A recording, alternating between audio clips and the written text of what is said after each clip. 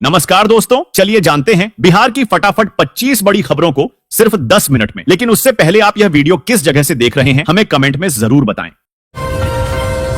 Bihar cabinet Supaul airport के लिए भूमि अधिग्रहण अररिया और खगड़िया को मिले मेडिकल कॉलेज। दोस्तों, कैबिनेट मीटिंग में अररिया और खगड़िया जिलों को नए राजकीय चिकित्सा महाविद्यालय व अस्पतालों की सौगात दी गई है। बिहार के सुपौल जिले में एयरपोर्ट निर्माण के लिए मंगलवार को कैबिनेट की बैठक में बड़ी घोषणा की गई है। मंत्रिमंडल ने सुपौल के वीरपुर हवाई अड्डे के लिए 88.83 एकड़ भूमि अर्जित करने का ऐलान किया है। इसके लिए राज्य स्कीम मद से 42,38,000 रुपए की अनुमानित मुआवजा राशि को मंजूरी मिली है। इससे हवाई अड्डे के विस्तार और बुनियादी ढांचे के विकास का काम किया जाएगा।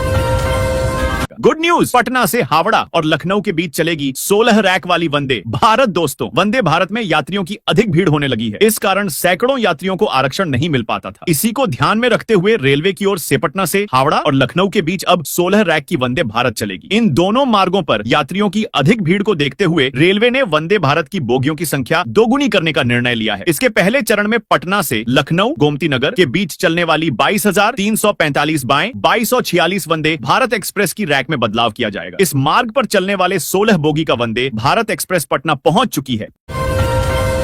बिहार के औरंगाबाद जिले में नई रेलवे लाइन की मिली मंजूरी। जिला से यहां तक बिछाई जाएगी नई रेलवे दोस्तों लाइन। औरंगाबाद जिला के लिए बड़ी खुशखबरी है। बता दें कि यहां पर नई रेलवे लाइन बिछाई जाएगी। यह रेलवे लाइन 730 करोड़ रुपए के लागत से बनाई जाएगी। आइए जानते हैं नई रेलवे लाइन कहां से कहां तक बनाई जाएगी। बता दें कि उप मुख्यमंत्री सम्राट चौधरी जी ने रेलवे मंत्री अश्विनी वैष्णव से मिलने के बाद जानकारी दी है। उन्होंने कही है कि बिहटा औरंगाबाद और सुल्तानगंज देवघर रेलवे लाइन का निर्माण लगभग 730 करोड़ रुपए के लागत से होगा। औरंगाबाद में 2 नई परियोजनाओं पर जल्द काम शुरू होगा।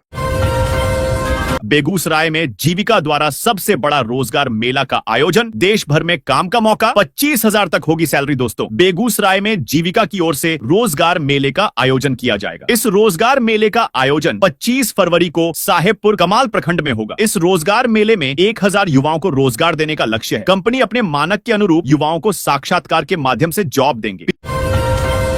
बिहार में गांव से जिला मुख्यालय तक का सफर होगा आसान। अब 50 किलोमीटर तक चलेंगी सिटी बसें। दोस्तों, बिहार के सभी शहरों से 50 किलोमीटर तक रहने वाले लोग अब सिटी बसों की सुविधा का लाभ ले सकेंगे। महिलाओं की संख्या देखते हुए बसों में सीटों का आरक्षण होगा। परिवहन विभाग ने बिहार के उन सभी शहरों में सिटी बसों की सुविधाएं बढ़ाने का निर्णय लिया है जिसकी दूरी 50 किलोमीटर के आसपास होगी। वर्तमान में पटना में बिहटा, पटना सिटी, फतुहा सहित कई जगहों तक बसों का परिचालन हो रहा है जिससे लोगों की सुविधाएं बढ़ी है। इसी तर्ज पर सभी जिलों के शहरों से सिटी बसें चलेंगी। आगामी अप्रैल मई से सभी शहरों में बसों की संख्या और मार्ग बढ़ाने का लक्ष्य रखा गया है। यह सभी बसें एसी और सीएनजी की होंगी। पटना, दानापुर और पाटलिपुत्र स्टेशन पर बनेगा नया टर्मिनल। गया जंक्शन की भी बदलेगी सूरत। ये है प्लान दोस्तों। पटना जंक्शन, दानापुर और पाटलिपुत्र स्टेशनों पर नए टर्मिनल बनने जा रहे हैं जिससे लोकल ट्रेनों के परिचालन में सुधार होगा। इसके अलावा पटना और गया जंक्शन के विकास के लिए मास्टर प्लान तैयार किया जा रहा है। मुजफ्फरपुर, गया, मोतिहारी, सीतामढ़ी और दरभंगा स्टेशनों का भी विकास किया जाएगा। दरभंगा में 340 करोड़ रुपए की लागत से निर्माण कार्य चल रहा है।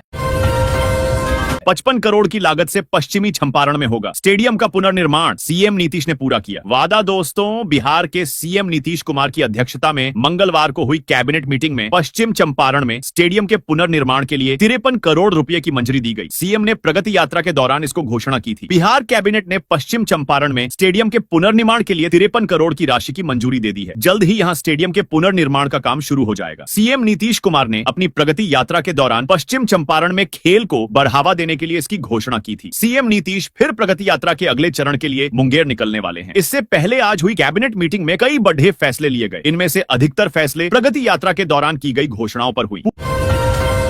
पूर्णिया के इस स्टेशन को मिली एक और एक्सप्रेस ट्रेन की सौगात। पटना जाना होगा आसान। दोस्तों, बिहार सरकार में मंत्री लेसी सिंह की कोशिश के बाद अब पूर्णिया जिले के सरसी रेलवे स्टेशन पर गाड़ी संख्या 1320, 5 अप एवं 1320, 6 डाउन जनहित एक्सप्रेस का ठहराव होगा। पूर्णिया जिले के सरसी रेलवे स्टेशन को एक और एक्सप्रेस ट्रेन की सौगात मिली है। बिहार सरकार में मंत्री लेसी सिंह की कोशिश के बाद से अब इस स्टेशन पर गाड़ी संख्या 1320, 5 अप एवं 1320, 6 डाउन जनहित एक्सप्रेस का ठहराव होगा। बता दें कि सरसी स्टेशन पर इस ट्रेन के ठहराव के लिए बिहार सरकार में खाद्य उपभोक्ता एवं संरक्षण मंत्री लेसी सिंह ने पिछले दिनों दिल्ली में रेल मंत्री अश्विनी वैष्णव से मुलाकात की थी जिसके बाद रेलवे ने लेसी सिंह की इस मांग को पूरा किया है। है। नवगछिया वालों के लिए खुशखबरी, मिल गई 2 और स्पेशल ट्रेन। पढ़ लें टाइम टेबल और रूट दोस्तों। भागलपुर के नवगछिया के रेल यात्रियों के लिए खुशखबरी सामने आई है। दरअसल महाकुंभ के लिए 2 ट्रेनों की सौगात मिल गई है। ये ट्रेनें बिहार के श्रद्धालुओं के लिए काफी सहूलियत प्रदान करेंगी। ट्रेन संख्या 0564 गुवाहाटी से टूंडला के लिए 5 फरवरी को चलेगी, जबकि ट्रेन संख्या 05715 टूंडला से कटिहार के लिए 6 फरवरी को चलेगी। सभी ट्रेनों का ठहराव नवगछिया स्टेशन पर भी होगा।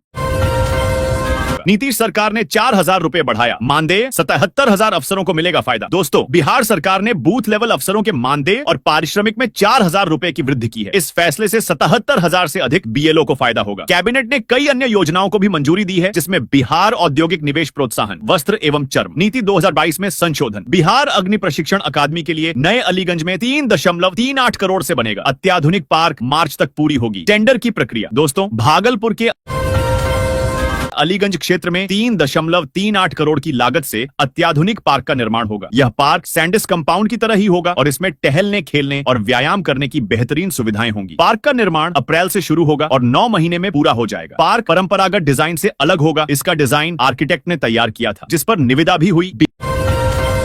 बिहार के इस जिले में बनेगा अंतरराज्यीय बस स्टैंड। जमीन के लिए 14,81,01,100 रुपए की राशि आवंटित। दोस्तों, बिहार के सीएम नीतीश कुमार ने प्रगति यात्रा के दौरान भागलपुर आने के बाद अंतरराज्यीय बस पड़ाव के निर्माण की घोषणा की थी। जमीन के लिए राशि आवंटित होने के बाद बहुत जल्द निर्माण कार्य भी शुरू किया जाएगा। मुख्यमंत्री नीतीश कुमार की प्रगति यात्रा से संबंधित जिले के गोराडीह अंचल क्षेत्र में बाईपास के समीप अंतरराज्यीय बस स्टैंड का निर्माण होगा। 15 एकड़ 5 डिसमिल जमीन चिन्हित कर ली गई है। इसके अधिग्रहण के लिए अनुमानित व्यय की राशि 14,81,20,000 रुपए की प्रशासनिक स्वीकृति नगर विकास व आवास विभाग ने प्रदान कर दी है। इस बाबत गत 31 जनवरी को नगर विकास व आवास विभाग के संयुक्त सचिव राजीव शंकर ने महालेखाकार को स्वीकृति पत्र भेज दिया। वहीं इसकी कॉपी जिला प्रशासन को भेजी गई है।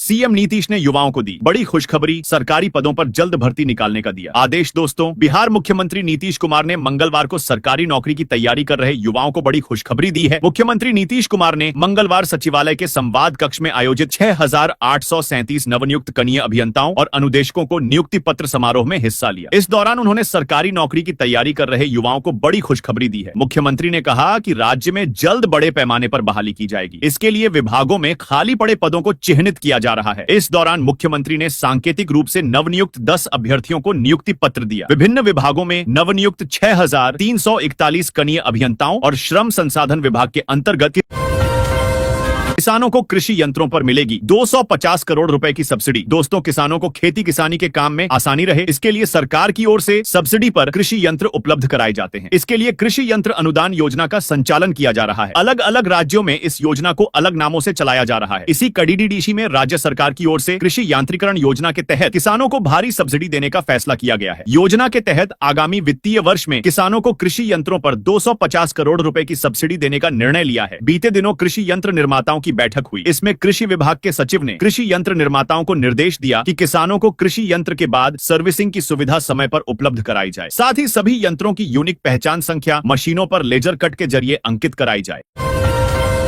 बिहार में बेरोजगारी होगी खत्म, यहां करेंगे आवेदन तो सरकार देगी 2 लाख की मदद। दोस्तों, बिहार मुख्यमंत्री नीतीश कुमार की इस पहल का मकसद बिहार को एक रोजगार देने वाला राज्य बनाना है, न कि रोजगार मांगने वाला। इस योजना से न सिर्फ गरीब परिवारों को आर्थिक संबल मिलेगा, बल्कि वे दूसरों को भी रोजगार देने में सक्षम होंगे। मुख्यमंत्री नीतीश कुमार बिहार में बेरोजगारी खत्म करने के लिए सतत प्रयास कर रहे हैं। बिहार सरकार ने इसके लिए एक नई योजना लागू की है। इस योजना के तहत युवाओं को रोजगार के नए अवसर दिए जाएंगे। बिहार लघु उद्यमी योजना के तहत बिहार सरकार युवाओं को अपना खुद का व्यवसाय शुरू करने के लिए 2-2 लाख रुपए की सहायता देगी। इससे युवाओं को स्वरोजगार का मौका मिलेगा और वे आत्मनिर्भर बन सकेंगे।